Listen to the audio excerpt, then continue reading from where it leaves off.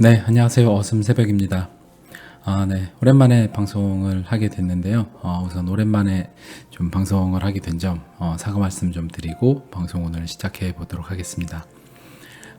우선 제가 한 일주일 좀 넘게 전에 방송을 마지막 했던 것 같은데, 알트 이제 불장이 조금씩 오고 있는 것 같다라는 이야기를 드렸었어요.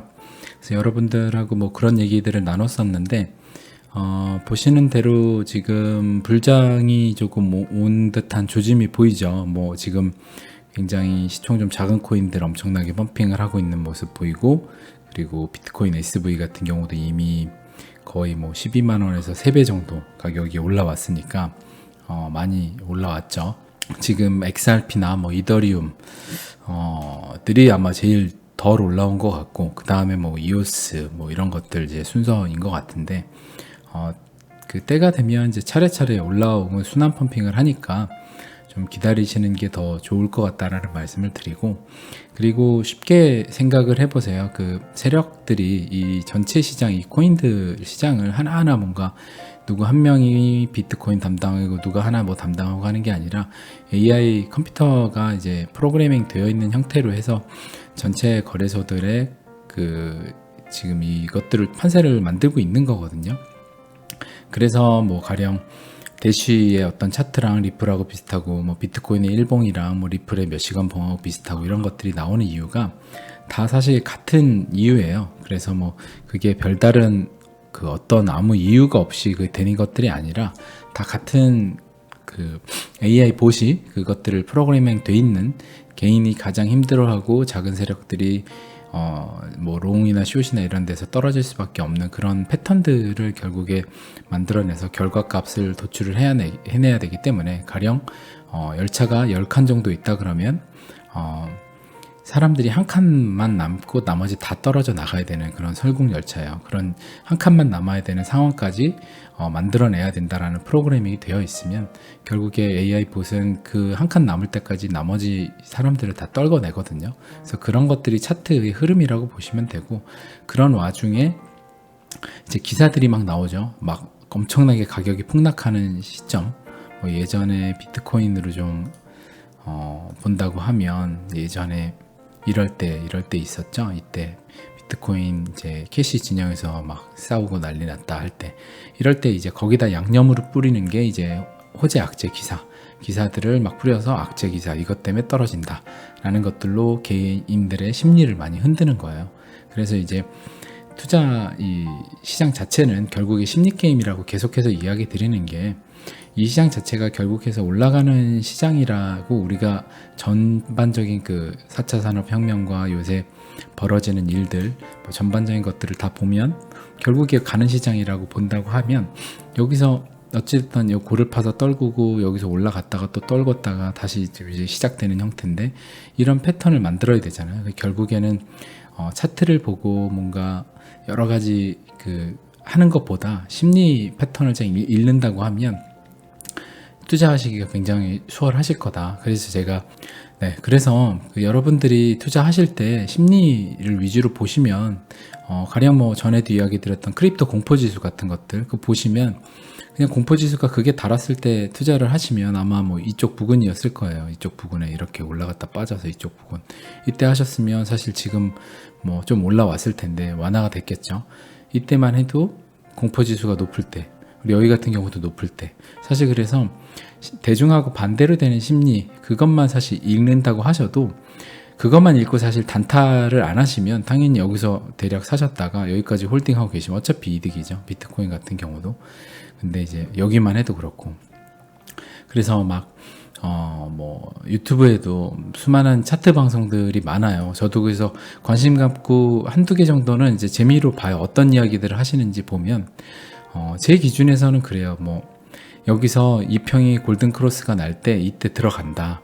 그리고 이때 들어갔다가 만약에 이게 지지 못하고 깨지면 여기서 다시 손절을 한다. 이렇게 얘기를 주시고, 여기서 저항이 있기 때문에 여기서 50%는 또 판다. 이런 얘기들을 많이 주시더라고요. 근데 그렇게 해가지고는 과연 큰 돈을 벌 수 있을까? 그리고 뭐 개미들 돈이야 상관없겠지만 만약에 자금을 조금 크게 굴리시는 분들 같은 경우는 더 여기서 이런 패턴의 매매는 하기가 어렵다. 그래서 굉장히 작은 돈으로 할 때에 뭔가 설명을 하시는 것 같기도 하고, 그리고 또 그렇게 해가지고는 큰 돈을 벌기가 정말 매매를 잘 하시는 분이라고 하면, 본인의 매매를 직접 하시면 어느 정도 그래도 장기 투자로 다 먹는 거에 웬만큼은 가져가실 수 있겠지만, 그거를 보고 따라하는 사람들 같은 경우는 명심하셔야 될 게, 내가 이 차트 매매를 잘 못하니까 그 사람 방송을 보고 이걸 따라하는 거잖아요. 근데 내가 못해서 따라하는 건데 그 사람만큼 할 수가 당연히 없잖아요. 그러니까 수익률이 정말 나오기 힘들 것 같은데, 그런 뭔가 방송을 보고 따라 하시는 것 자체가 좀 이해가 안 돼요, 저는 사실. 왜냐면 진짜 그걸 보고 따라 하시는 분이라고 하면, 거기서 배워서 따라 하시는 분이라고 하면 본인이 일단 그 스킬이 없다는 건데, 그 남의 스킬을 보고 따라 해갖고 그게 얼마큼 될까라 하면 사실 좀 퀘스천 마크가 있다고 봐요.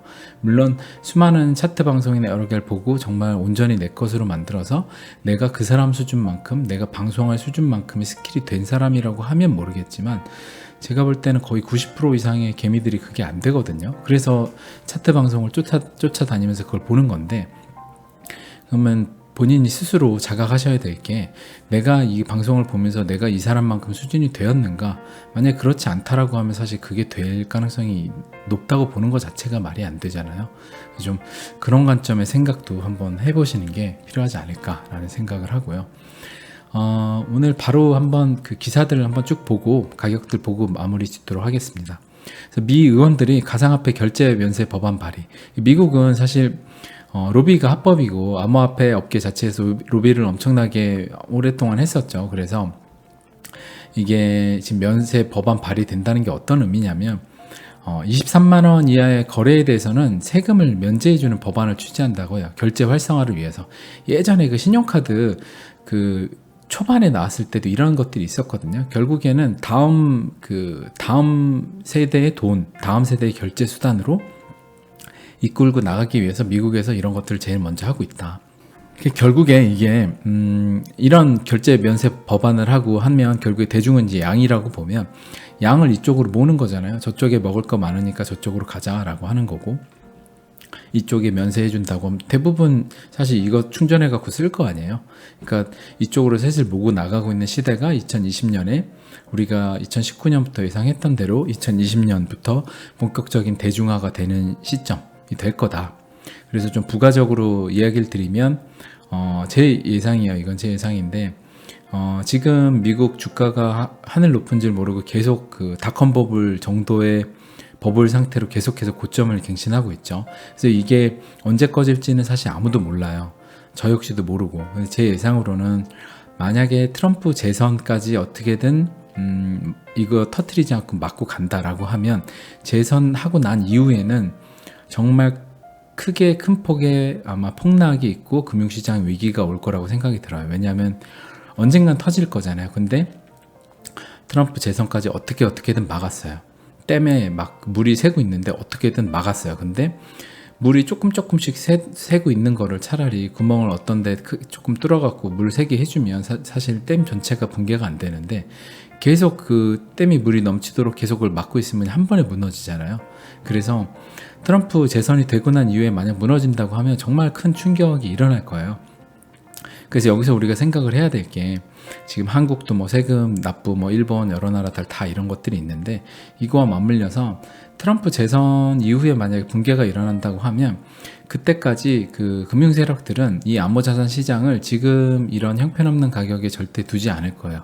그래서 굉장히 뭐 정고점이든 아니면 웬만큼 가격에 올려놓고 그 다음에 폭락이 오고 이 자산, 새로운 그 기존 자산의 주식시장에 있던 수많은 자금들이 안전자산이든 새로운 시대의 돈에 들어올 때쯤에는 당연히 그 돈들이 들어와야 되는데, 그 돈들이 들어올 때 지금 이 가격에 있으면 세력들이 여기서 매집한 이유가 없잖아요. 이렇게 싸게 매집하고 그 사람들 지금 살 기회 주지 않을 거 아니에요, 당연히. 그러니까 웬만큼 많이 올려놓고 팔아가면서 또 떨고 가면서 그런 식으로 올려갈 거라고 봐요. 지금 붕괴는 언제 오는지 뭐 이런 질문들을 하시는데, 결국에는 언제 올지는 아무도 모르지만 아무튼 지금 와도 이상하지 않은 것 같고, 만약에 트럼프 재선까지 어떻게든 막아내서 온다고 하면 재선 이후에 올해 말이나 아니면 내년 상반기에 온다라고 하면 정말 더 몰아쳐서 크게 올 거다. 그러면 그때 그러니까 붕괴가, 다시 말해서 붕괴가 와야만 암호자산이 올라간다라고 보진 않아요. 지금은. 물론 예전에는 붕괴가 오고 암호자산이 펌핑을 하는 그 시기가 올 거다는 예상을 했는데, 그것들이 계속 미뤄지고 지금 비트코인 가격이나 이런 것들이 여기서 벗어났잖아요. 예전에 여기서도 벗어나고 이만큼 한번 또 파동을 만들고 한 것 보면, 결국에 전체적인 금융시장의 붕괴와 이것들은 완전하게, 그러니까 붕괴가 딱 일어날 때 이게 폭발한다 이렇게 가진 않을 거다라는 예상이 들어요. 좀 어느 정도까지 가격도 만들어 놓고 이 시장에 대한 펀더멘탈을 대중에게 인식을 시켜주고, 뭐 이번 이란 사태처럼 안전자산이라는 인식도 시켜주고 어느 정도 많이 마케팅을 해놓은 다음에, 그 다음에 붕괴가 일어날 때 본격적인 손님을 맞이할 것으로 예상을 하고 있어요. 그리고 요거는 좀 한국의 재밌는 기사인데, 요새 난리예요. 그 라임 펀드라 그래서 라임 자산운용이 거의 2조 정도, 그러니까 어마어마한 큰 돈이죠. 이게 폰지 사기였어요. 그러니까 폰지 사기가 돈 받아갖고 기존에 있는 돈 돌려주고 돌려막기 하는 건데, 이게 어떤 이야기를 드리고 싶냐면, 대략 라임 펀드 이 자산운용 지금 부사장은 아마 도망갔을 거고요. 그래서 지금 어떻게 된 거냐면, 이 조단이 돈을 받아가지고 결국에 새로운 그 M&A 무자본 코스닥 인수를 하는데, 뒷돈을 주고 막 돈을 뒤로 돌려가지고 그거 한테 뒷돈 흐름을 쓴 거예요. 그리고 그 돈이 또 딴 데로 가고, 이것들을 계속 이제 꺾이라고 하는데, 이거 계속해서 한 거예요. 돌리고 한 건데, 사실상 이게 자산운용사에서 이런 거 한다는 것 자체가, 심지어 이거 신한은행이랑 웬만한 은행에서 이거 실제 판매를 다 했거든요. 은행들이, 여기는 은행이 안 나오는데 웬만하면 우리은행, 신한은행 이런 데서 다 판매를 했어요. 자산운용사에서는 이런 펀드를 만들고 실제 판매는 이제 은행에서 하는데, 이제 고객들이 얼마 전에 독일 DLS, 독일 채권 마이너스 되면은 뭐 거의 깡통차는 그런 것들에서 돈 날렸었잖아요. 지금 이런 것도 또 터진 거예요. 결국에 이게 예전에 제가 이야기 드렸던 건데, 이런 것들이 왜 자꾸 터지냐면, 그리고 앞으로 이런 것들이 정말 많이 터질 건데, 여러분들이 명심하셔야 될 거는, 지금 마이너스 금리의 시대로 가고 있잖아요. 금리가 굉장히 초저금리예요. 그러다 보니까 국민연금이든 수많은 이런 자산이든 개인 자산가든 개인들이든 돈을 1%라도 더 받기 위해서 뭔가 다른 걸 찾아서 해요. 근데 그런 심리를 이용해서 이런 사람들이 여기 들어가는 거예요. 그래서 이게 왜 맞아떨어지냐면, 금리가 낮다 보니까 어떻게든 금리를 좀 더 벌기 위해서 자꾸 고위험, 그러니까 높은 위험에 뭔가에 손을 대기 시작하는 거죠. 그러니까 국민연금도 엄청나게 큰 손실이 나는 사건이 앞으로 안 일어날 가능성보다 일어날 가능성이 더 높다고 봐요. 왜냐하면 워낙 이율이 안 나오니까 뭐라도 하려고 하다 보니까 자꾸 사기꾼들한테 먹이가 되는 거예요. 그러니까 지금 우리가 되게 안전하다고 믿는 이런 자산들은, 독일 DLS건 지금 이런 굉장히 신한은행에서 파는 펀드건 이런 것들은 사실 깡통이 나요. 거의 뭐 100% 복구도 안 돼. 가만뒀을 때 살아나지도 않아요. XRP는 4,000원에 샀다 지금 있으면 한 1, 2년 있으면 복구라도 되지, 이런 건 복구도 안 돼요. 근데 과연 진짜 위험한 투자가 뭐냐는 거죠. 그러니까 정말 위험한 투자는 사실상 요새 시대에 정말 이율이 정말 낮고 이미 고평가 자산이 있고 더 이상 먹을 것 없는 데서 투자를 해서 이런 사기꾼들한테까지 당하는 이 시장이 위험한 거지, 정말 이런 지금 앞으로 미래의 돈이 되는 시장이 위험하지 않다는 거죠. 근데 여기가 위험하다라고 하는 건 투자하는 사람들의 심리 마인드가 탐욕으로 가득 찼기 때문에 위험한 거예요. 그러니까 이런 데 투자하는 거는 돈 넣어놓고 사실 10% 뭐 마이너스 됐다고 뭐 벌벌 하긴 하지만, 이 사람들을 믿으니까 신한은행에서 했으니까 뭐 여기 잘한다고 하니까 믿으니까 마음은 흔들리지 않고, 나 3% 이자 보장해준다 했으니까 나 믿고 기다려야지, 이런 마음을 먹고 있어요. 그러다 보니까 불안하지 않고 탐욕도 없어요. 난 3% 먹기 위해서 이거 한 거니까 대신 100% 안정성 있어, 이런 마음 먹죠. 근데 이런 이제 암호자산 투자하면 내가 매일매일 들여다보고 막 손해가 마이너스 50% 나고 이러니까 불안한 거예요. 그러다 보니까 정말 실제로는 안전한데 자기 자신의 탐욕 때문에 위험한 시장으로 만들어 놓고 자꾸 본인의 책임이 아니라 남 탓을 하는 거죠. 그러니까 모든 투자들은 사실상 제가 볼 때는 비트코인이 정말 세계의 지금 앞으로의 미래 시대나 지금 시대의 안전자산이에요. 비트코인은 돈을 무한정 찍어내는데 수량이 한정돼 있잖아요. 지금 뭐 1600만 개 남았나요? 1500만 개나? 지금 이 정도 남았는데 안전자산이잖아요. 그 디지털 금이고 너무나 간편하고 안전자산이고 계속해서 가격이 파동을 치면서 올라갈 텐데, 결국에 본인이 XRP도 분명히 지금 270원에 있지만 분명히 높은 가격으로 전고를 넘고 또 올라가고 하겠죠. 리플사가 망하지 않고 뭔가 삽질을 하지 않는 이상 계속 잘 해나가겠죠. 그렇다고 하면 결국에 사서 그냥 몇 년간 만약 해외를 가거나 아무것도 안 한다 그러면 큰 돈을 벌었을 거 아니에요. 근데 대부분 99%의 대중이 그 돈을 못 벌어요. 그 이유 자체의 원인이 어디 있냐. 그래서 원인은 다 투자하는 본인한테 있다. 본인이 자꾸 뭔가를 하려고 하고, 본인이 이쯤에서 샀다고 하면 그냥 아무것도 안 하고 그냥 매달 뭐 5만 원씩이라도 10만 원을 사면 되는데, 나 마이너스 50% 됐는데 어떡하지? 야, 이거 어떡하지? 하다가 여기서 다시 본전 좀 주면은 못 팔았네 하다 다음에 본전을 팔아. 그럼 2년을 기다려서 본전에 나오는 거, 막 이런 행동을 한다거나, 아니면 막 탐욕 때문에 여기 샀다가 이득 보니까 막 1000원 올라갈 때 돈 더 넣어갖고 그 다음 500원 빠질 때 또 팔아갖고 손해보고. 대부분 99%가 이래요. 그러니까 여러분, 이 이야기 드린 이유가 실제로 대다수의 대중이 1차적으로 이야기 드릴게요. 대다수의 대중이 안전하다고 여기는 기존 금융시장 자체는 이미 굉장히 위험한 시장에 노출돼 있다. 왜냐하면 굉장히 초저금리 시대로 우리가 가고 있기 때문에. 그렇죠. 그리고 두 번째로는 이 시장 자체가 상대적으로 완전 저평가되어 있고 앞으로 미래의 돈이라는 시장인데, 그거는 공부를 하신 분들이랑 알 거예요. 저는 저 스스로는 확신을 하고 있고 그런 시장인데, 여기서 또 이 시장에 투자를 해서도 대부분 99%가 돈을 못 버는 이유는 어디에 있냐? 시장이 잘못돼서도 아니고 뭐도 아니고 본인한테 있다. 그거 이제 인식을 하시면 되고요. 좀 한 가지 덧붙여서, 지금 이런 버트코인들 이렇게 난리 쳤죠. 지금 605 거의 100% 올랐는데, 이게 지금 14,000원까지 갔다가 200원까지 뺐었네요. 정말 어마어마한 코인인데, 저는 이거 투자 안 해요. 당연히 이런 건 관심 없는데, XRP도 조만간에 펌핑이 크게 온다라고 하면 저는 얘기할 수 있어요. 단언컨대 이거는 실사용에 기반해서 지금 가격 오르는 건 아니에요. 리플사가 일을 잘하고 있긴 하지만, 아주 쉽게 얘기해서 갑자기 가격이 1000원에 올라가요. 600원 하는 게, 갑자기 리플사가 1000원으로 가격 올라갈 만큼의 일을 갑자기 잘한 건 아니잖아요.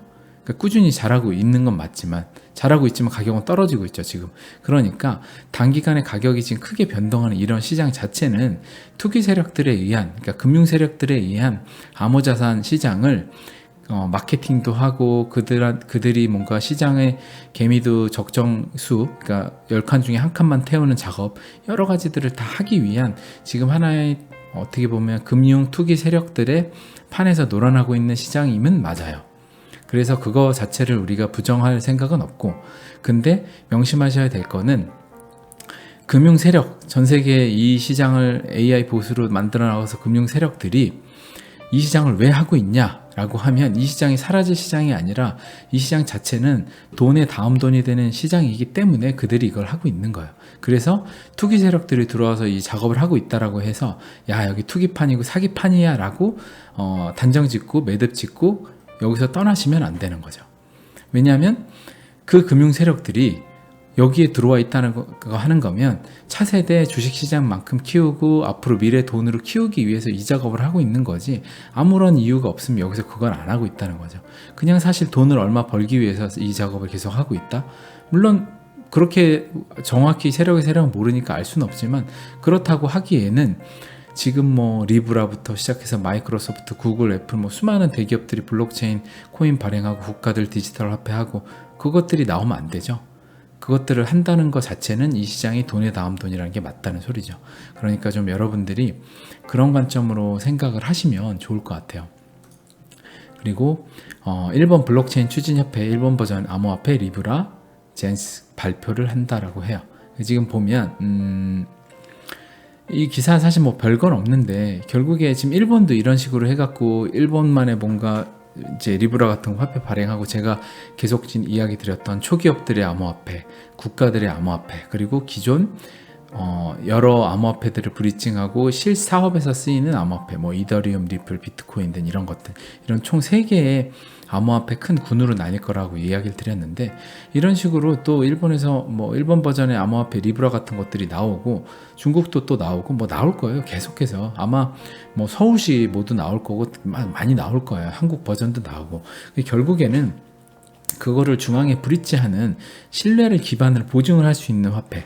그러니까 이야기 드리면 가령 서울시가 발행한 화폐, 그리고 한국이 발행한 거, 미국이 발행한 거 여러 개 다 있어요. 중국도 있는데 결국에 그들이 디지털 코드로 존재하는 블록체인상에 존재하는 건데, 뭘 담보로 돈을 발행했을까, 디지털 화폐를, 그것들 역시를 믿지 못한다는 거예요. 국가들끼리도. 그러면 결국에 그 신뢰를 보증하는 뭔가가 있어야 되는데, 그거는 기축도 디지털 화폐가 나오겠죠. 그럼 뭐 위안화 디지털 화폐가 될 수도 있고 달러가 될 수도 있겠지만, 결국에 그것들 역시도 기축통화의 뭐 국가의 뭐 미국의 달러 디지털 화폐가 그걸 어느 정도 보장한다라고 하지만, 모든 디지털 화폐가 난립하는 상황에서 그 신뢰를 다 커버할 수는 없을 거예요.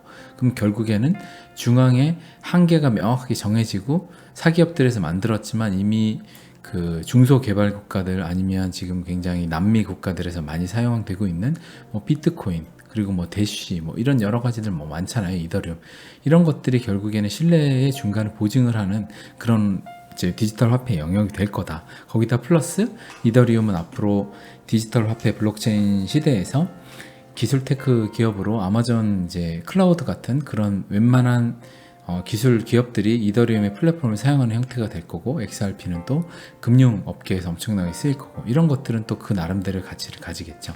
좀 앞으로 이런 형태의 판을 읽으시면 될 것 같고요. 제 예상으로는 향후 한 1, 2년, 2, 3년 안에 굉장히 제가 이야기한 많은 이런 일들이 많이 실제로 일어날 거예요. 그래서 그런 것들이 뭐 이미 일어나고 있고 일어난다고 하면 우리가 관심 깊게 어떤 식으로 흘러가는지, 또 조금 예상한 것에서 약간씩 그 각도가 틀어진다고 하면 거기 또 각도를 틀어서 우리의 전략을 수정하면 되겠죠. 그런 것들을 생각을 하시면 좋을 것 같고, 그리고 이 기사는 뭐 많이들 아마 소개를 하셔서, 스타벅스가 선불카드 해가지고 세계 최대 커피 체인, 사실상 이제 금융회사처럼 이제 변해가는 건데, 어떤 이야기 드리고 싶냐라고 하면, 스타벅스가 뭐 어떤 이제 금융회사고 굉장히 스타벅스 앱이 많이 쓰이고 예치금이 많이 충전되고 이런 얘기는 다 아시니까 좀 모르실 얘기를 하면, 스타벅스는 결국에 한국에서 지금 이제 앱을 쓰죠. 거기다가 암호화폐 지갑이 붙을 거예요. 지갑이 붙어서 거기에 내가 비트코인 충전해요. XRP, 이더리움 충전해 놓으면, 충전해 놓은 게 아니라 넣어놓은 암호화폐 스타벅스 지갑에다가 만약에 그 비트코인 1개를 넣어놔요. 그러면 그 비트코인 1개가 실제 그 원화 돈이랑 바로 연동이 돼서 돈으로 전환을 해가지고 스타벅스에서 사 먹게 될 거예요. 당연히 그렇겠죠. 그럼 우리가 미국에 간다 하면 어떻게 되냐? 미국에 가면 그 암호화폐 지갑이 글로벌 커런시잖아요. 그러니까 한국의 돈이 아니잖아요. 글로벌 다 통용이니까 그냥 비트코인 충전되어 있는 스타벅스 앱, 그 스타벅스 앱은 이제 글로벌 통합이 될 거고, 그걸 들고 가면 그 비트코인 1개가 그 나라에서 바로 원화가 아니라 달러로 바뀌어서 그냥 우리는 스타벅스 커피를 사 먹을 수 있는, 이제 그 말은 결국에 환전이 필요 없는 시대의 세상으로 가고 있다. 제가 아마 방송 거의 초창기 때 이야기 드렸을 텐데, 뭐 지금 카카오, 그 다음에 라인, 뭐 위챗 이런 데서 뭔가 하고 있다라고 하는 것들이 결국에 그 안에 암호화폐 충전해 놓고 암호화폐 지갑이 연동되면, 우리가 일본 가가지고 N으로 바꿔 쓸 필요 없이 우리가 갖고 있는 XRP로 그 나라에 바로 XRP가 N화로 변경되면서 그 나라 결제, 그 신용카드처럼 쓰는 그런 이제 암호화폐 지갑이 이제 실제 결제 툴이 될 거예요. 그러니까 이게 향후 몇 년 안에 이루어질지 모르겠지만 가까운 시일 안에 이루어질 거고, 우리는 굉장히 3차에서 4차 넘어갈 때 굉장히 아마 어안이 벙벙한 그런 시대로 가겠죠. 그래서 지금 그런 것들을 여러분들이 예상을 하신다고 하면, 지금 우리가 투자하고 있는 이런 자산들이 정말 미래에 우리가 그냥 이걸로 밥도 사 먹고 뭐도 사고 주식도 사고 하는 자산이 될 거다. 당연히 이 가격에 있지 않을 거다. 이런 것들을 여러분이 생각을 하시면 될 것 같아요. 그리고 이제 SEC 위원이 미국은 중국의 암호화폐 혁신에서 배울 필요가 있다. 아마 뭐 좀 친암호화폐 쪽 그런 위원이겠죠. 이런 이야기를 하는데 결국에 미국, 중국, 뭐 유로존, 여러 아시아들 다 암호화폐 앞다퉈 발행을 하고 국가 암호화폐 춘추 전국 시대가 올 거예요. 그래서 누가 암호화폐 아군들을 더 많이 만들고, 그러니까 그 말은 중국 암호화폐랑 어디랑 통용될 수 있게, 그리고 뭐 또 러시아는 어디랑 통용되고 있어 서로 뭔가 교류를 가능한 암호화폐 아군들을 많이 만드는, 그래야 기축이 될 거 아니에요. 그런 춘추전국 기축을 자리 잡는 디지털 화폐의 기축을 자리매김하기 위한 그런 춘추전국 시대가 조만간 열릴 거다. 그게 1, 2년 안에 열릴 거고 그 안에서 굉장히 빛을 발하는 기존 암호화폐들이 나올 거다라는 이야기를 좀 드리고 싶고요. 그래서 가격을 좀 마지막으로 보면 지금 이더리움이 지금 19만 원이죠. 11월 달 가격을 보면 한 21만 원 정도 됐어요. 지금 비트코인 같은 경우는 11월 여기 가격이 하면 거의 그거보다는 조금 못 올라오거나 비슷한데 거의 비슷하죠. 그리고 비트코인 캐시를 보면 11월에 비해 더 올라와 있죠. 그러니까 다른 코인 대비 상대적으로 고평가에 와 있어요. 그러니까 상대적으로. 그래서 여러분들이 뭐 순환 이제 어떤 코인에서 어떤 코인을 바꿔 타고 이런 것들을 하시는 것들을 할 때 이런 것들 위주로만 그냥 보시면 대략 보실 수는 있다라는 얘기를 드리고, 리플을 좀 보면 리플은 11월 이때 보면 이때보다도 한참 매치 아래 내려와 있죠. 그러니까 실제 다른 코인들이 이더리움 같은 경우는 대략 여기 와 있다고 보면 돼요. 이더리움, 뭐 비트코인 캐시는 여기 와 있다고 봐야 되고, 그래서 여러분들이 지금 XRP가 가격이 안 올라가서 정말 XRP는 정녕 희망이 없는 건가 라고 하실 수 있는데, 제가 보는 관점은 그래요. 계속해서 드린 이야기지만 뭐 XRP를 제가 단순히 좋아하고 뭔가 사랑에 빠지고 이런 게 아니라, 리플사가 일을 잘 못하고 리플사의 경쟁사가 굉장히 센 데가 나타나면 전 언제든지 리플사의 미래 비전이 불투명해진다거나 뭔가 경영진의 그러니까 도덕적 해이가 있거나 하는 큰 사태가 생기면 언제든지 저는 XRP를 팔고 이더리움이나 비트코인으로 갈 마음이 있어요. 이제 많은 제 투자 자산을. 근데 아직까지는 당연히 그런 거 없고 잘하고 있기 때문에 그렇진 않고 있고요, 당연히. 그래서 XRP를 보면 가격이 얘는 안 올라갈 것 같고 평생 그럴 것 같은데, 제 생각엔 그래요. XRP에 개미가 많이 타 있고 정말 인기가 많고 호재가 많은 코인 종목이란 건 누구나 다 알고 있는 사실이죠. 그러면 제가 만약에 금융세력이라고 하면, 그리고 제가 만약에 AI 보시라고 하면, 제가 AI예요. 그러면 당연히 아직도 9칸, 그러니까 총 10칸 중에 9칸을 확보해야 되고 한 칸만 개미가 타야 되는데, 아직도 개미가 다른 애들에 비해서 덜 내렸다고 보는 것 같아요. 그래서 얘를 제일 늦게 보내는 것 같아요. 그래야 여기서 애들이 뛰어내려서 다른 이런 데로 탈 테니까, 뭐 버트코인, 비트코인 SV 이런 데로 탈 테니까 당연히 조급한 개미들이 여기 타겠죠. 못 버티고. 그러면 마지막 뭐 한 칸 더 가져와야 돼. 총 9칸 채워야 되는데 8.5칸에서 0.5칸 정도를 여기서 더 채우고 가는 거죠. 그러면 결국에 시기의 문제지, 결국에 당연히 그렇잖아요. 지금 제가 이야기 드렸잖아요. XRP가 제일 어떻게 보면 호재도 많고 정말 실사용도 앞다퉈서 이더리움하고 제일 많을 정도로 많아요. 비트코인도 물론 실사용이 어느 정도 많은지 모르겠지만 하여튼 뭐 1, 2, 3등 정도라고 많다라고 하면, 리플이 그 안에서 정말 같이 실사용이 많고 잘 되고 있는데 얘만 안 올라요. 그러면 그게 이상하잖아요. 그러니까 오히려 그거를 반대로 뭔가가 잘 되고 있는데 안 오르면 이상하다라고 봐야죠. 근데 지금 제가 앞서서 이야기 드렸지만 이 시장 자체가 뭔가 실사용으로 기반을 해서 가격이 올라가는 시장이 아니잖아요. 지금 누가 봐도 그냥 투기 세력이 올리고 있는 거잖아요. 금융 세력이 그냥 시장을 만들어 나가고 있는 거죠, 지금. 그러면 당연히 실사용에서 가는 시장이 아니기 때문에 당연히 얘만 안 올릴 이유가 있겠냐는 거죠. 그냥 혹시 다르게 좀 이야기를 해서 좀 다른 관점으로, 그냥 투기 세력들 다 같이 올리고 다 하는 판인데 뭐하러 얘만 안 올려요. 이더리움도 올라가고 나중에 다 올라가는데 얘만 안 올라간다? 그게 더 이상하죠. 만약에 정말 남은 다 올라가는데 얘만 안 올라간다 라고 하면 투기 세력이 정말 말도 안 되는 큰 뜻을 가지고 XRP 개미가 너무 많이 됐기 때문에 절대 올리지 마, 뭐 이런 가능성이 있겠지만 그런 가능성이 거의 있다라고 보진 않아요. 뭐 당연히 그렇게 할 수도 없을 것 같고, 왜냐면 그렇게 해가지고는 사실상 시장 자체에 뭔가 순환 펌핑을 하고 시장을 만들어 나가는 의미에서 뭔가 아다리도 안 맞잖아요.